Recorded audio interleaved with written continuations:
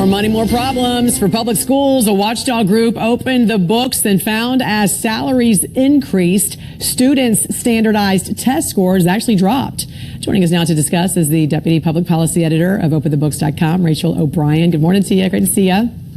Morning. Your organization studied 12,500 school districts across the country. So first tell us what you looked for specifically and also what you found.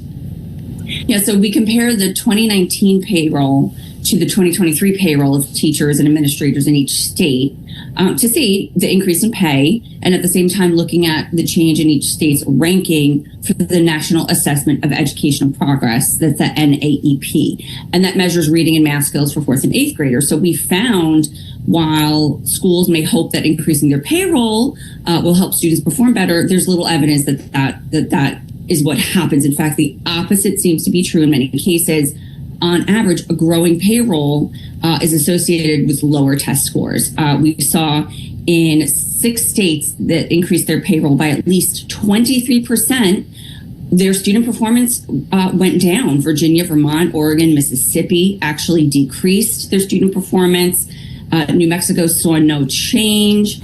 Utah moved up slightly. And we saw the converse in some cases. You saw Miami public schools in Florida. They had the second best exam scores in 2024 looking at large cities, but they only spent $6,400 per student, the 5th lowest among large cities. So you see an inverse relationship sometimes here. Yeah, and to be clear, we're not talking about teacher salaries because they are already underpaid in most cases, right? This is more at the higher administrative level and also where there are too many administrators. Exactly. We're not suggesting that increasing teacher pay causes students to do poorly. Correct.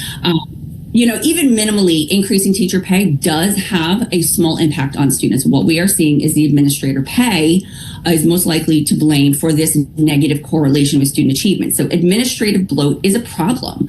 When you look at the number of non-teaching staff at schools between 1950 and 2009, right? So almost 60 years, it increased over 700% in that 60-year span. But if you look at teachers, that only increased 250%. So far more administrators are being hired and administrators are being paid incredibly well. Between 2010 and 2022, again, administrators rose by 41%, but regular school employment by only 10%.